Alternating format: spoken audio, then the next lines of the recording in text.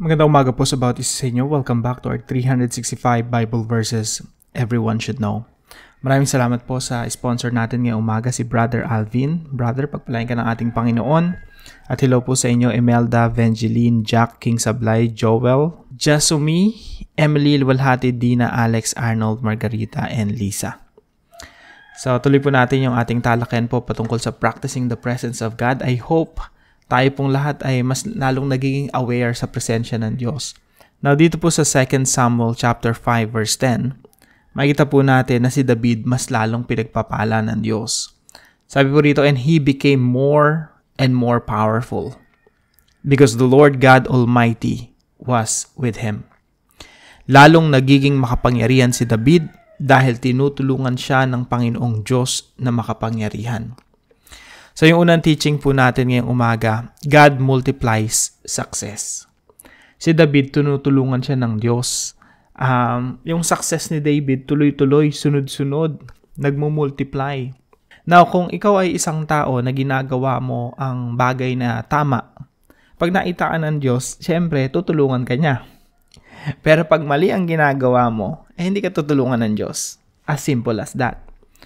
Isipin mo, right now, kung meron kang maling ginagawa, huwag mong i-expect na yung ginagawa mo na yan, pagpapalain ng Diyos.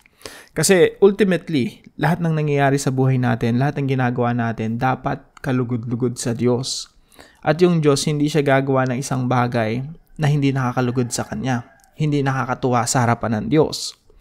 So, God multiplies success. Yung success po na nanggaling sa Diyos na pinagkatiwala niya sa atin, pag naging mabuting steward tayo, naging mabuting katiwala, at lahat ito nakakapagbigay ng kaluguran, ng kaligayahan sa Diyos. Pag nakita ng Diyos yan, siyempre pagpapalain niya, di ba?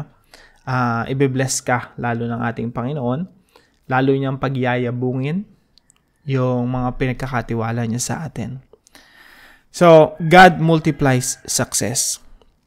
Pangalawa po, God conquers territories. Nung nagsimula tayong magsuko ng ating buhay sa Panginoon, hindi naman instant yung pagbabago natin . God is conquering us. Kumbaga, patuloy tayong binabago ng Diyos. Lahat ng aspeto ng buhay natin, patuloy niyang binabago, patuloy niyang inaayos. So, yung buhay natin parang mga teritoryo yan . Maraming territories. Lahat yun sinusuko natin sa Panginoon. Pero minsan, may mga pagkakataon na may mga teritoryo ng buhay natin na ang hirap isuko sa Panginoon. Pati yun, kinakanker, sinasakop ng Diyos. Now, sa buhay ni David, literally, meron siyang teritoryo. Ang teritoryo lang ni David ay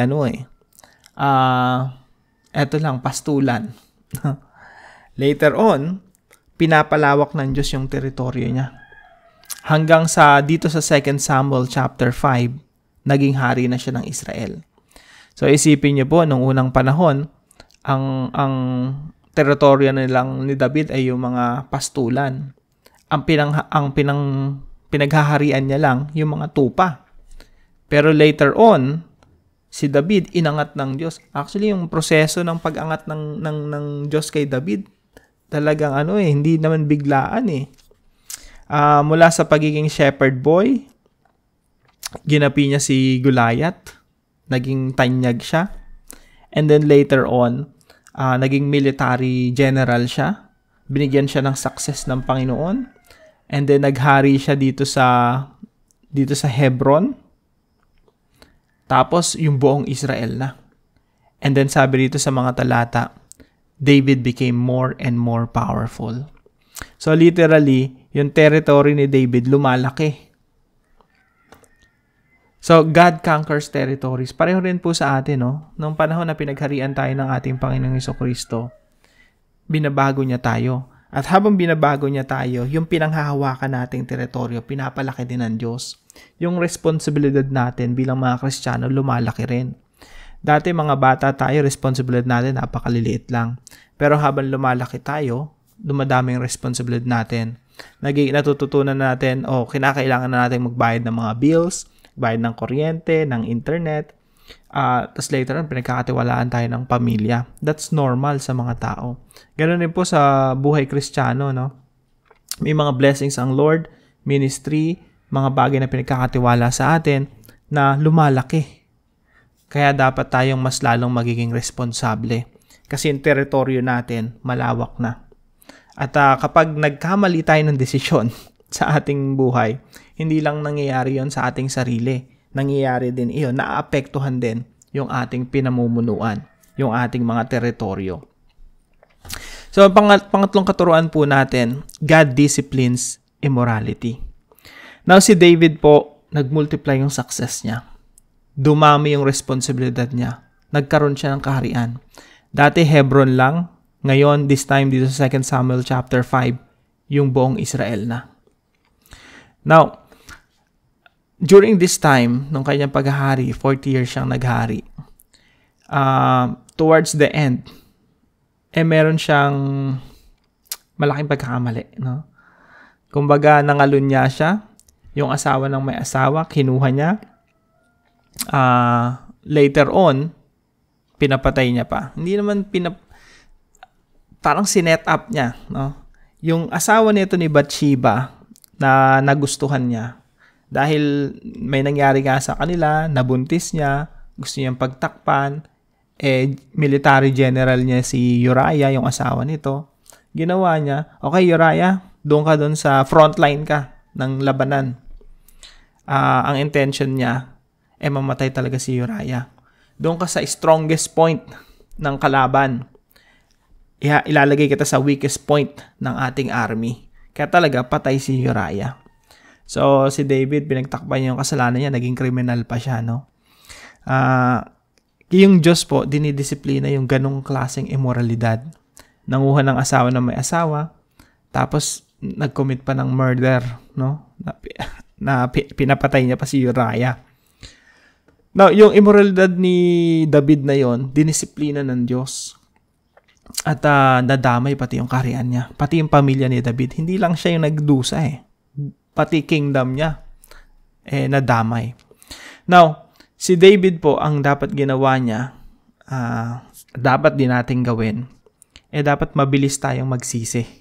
No, nung natukso siya kay Bathsheba, dapat nagsisi na siya noon Hindi, pinagtakpan niya pa. Gumawa pa siya ng samot-saring kasinungalingan at kasalanan na nauwi sa mas matinding disiplina mula sa Diyos. So, God disciplines immorality. Nagpadala ng propeta ang Diyos. Kinausap si David ni Nathan. Nagkwento si Nathan ng istorya. Sabi ni Nathan sa kanya, merong isang mahirap, tapos merong isang mayaman. Yung mayaman, nagkaroon ng bisita. Ginawa niya, kinuha niya yung kaisa-isang tupa nung mahirap. Tapos, yun yung kinatay, inihain sa bisita. Sabi ni David, napakasama ng tao na yan. No? Dapat dyan sa tao na yan, hatulan.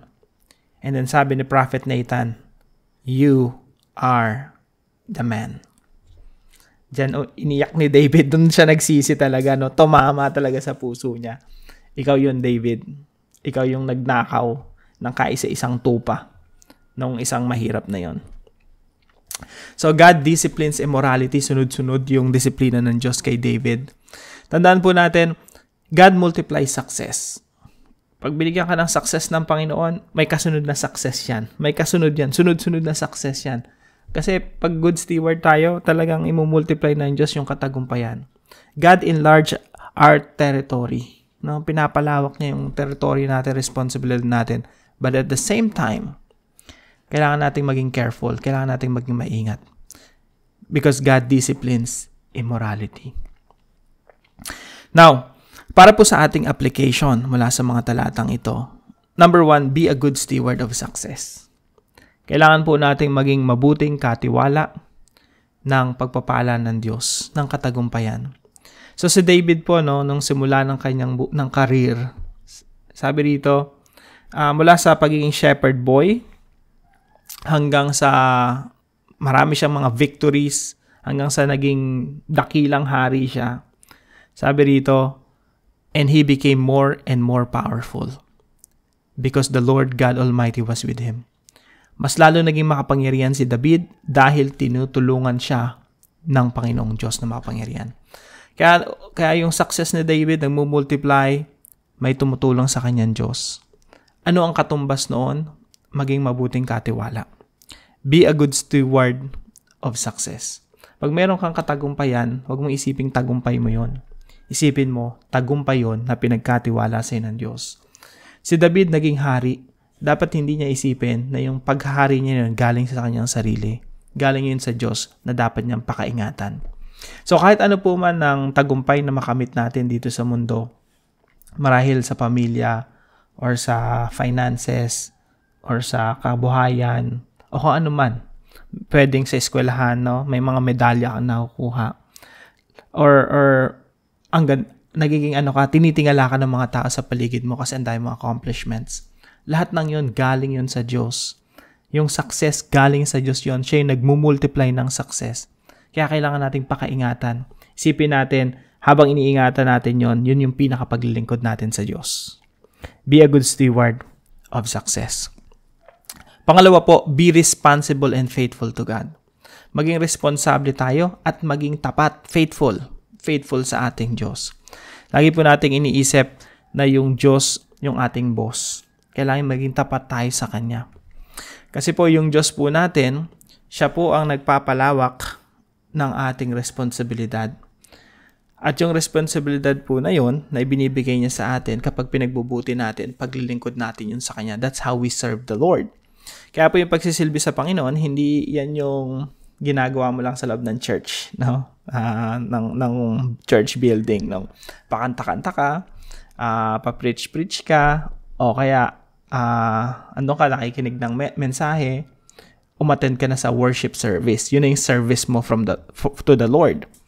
For the Lord. Pero yung totoong service po, hindi lamang po yun. Pati yung araw-araw na ginagawa mo. Kapag pinagbubuti mo yung responsibilidad na binigay sa iyo ng Diyos bilang ama, bilang estudyante, bilang nanay, bilang kapatid, bilang tagapamahala sa opisina, meron ka mga pag pinagbubuti mo yon, that's your service to God. So, be responsible and faithful to God. At yung Diyos natin, nakikita niya tayo, pinapaunlad niya tayo. Pag pinapaunlad ka ng Diyos, dumadami rin yung iyong responsibilidad. So, be responsible and faithful to God. Number 3 po, be sensitive to God's correction. Ang Diyos po, lagi kang i-rebuke. Lagi mangungusap ang Diyos sa pamamagitan ng Santong Espiritu. Kakausapin talaga tayo pag may ginagawa tayong mali. Doon tayo mag-guilty, sasabihin niya, mali yung ginagawa mo, kailangan mo lang itama. So ano pong dapat natin gawin? Maging sensitibo. Mapakinggan talaga natin yung tinig ng Diyos kapag kinokorek niya tayo, pag itinatama niya tayo, pag nire-rebuke niya tayo. Ang naging problema ni Haring David, nung natukso ko, siguro bago pa siya matukso kay Bathsheba, I believe. No, nung bago pa siya matukso, tinitingnan niya pa lang si Bathsheba na naliligo. May pangungusap na sa kanya, David, don't do it. Don't do it. Hanggang sa pinatawag niya si Bathsheba, David, don't do it. Hanggang sa makasama niya na si Bathsheba, David, don't do it. Pero hindi siya sensitive enough. And he is not quick to repent. Hindi siya nagmamadali. Dapat nagmamadali tayo hindi sa paggawa ng kasalanan, kundi sa pagsisisi. Hanggang sa nahulog na siya sa kasalanan, nagpatong-patong yung kasalanan niya. At pati yung pinamumunuan niya na damay. Hindi lang yung sarili niya, kundi yung pamilya niya, yung angkan niya, pati yung pinamumunuan niya na damay sa kanyang immoralidad. So let's be sensitive to God's correction. Pag nangusap ang Diyos sa iyo, isipin mo, para sa iyo yan, para sa kapakanan mo yan. Pag kinorek, ni-rebuke ka ng Diyos, para yan sa kapakanan mo, kailangan mong makinig. You need to be sensitive and be willing to follow. So be sensitive to God's correction. Para po sa ating discussion, why should we be more careful? Bakit kailangan tayong dapat mas maging maingat, maging sensitibo, maging mas maingat na responsableng tao? When God increases our responsibilities. Tandaan po natin, ang Diyos natin, pag binigyan ka ng isa at naging responsable ka sa isa na yan, nagmumultiply po yan.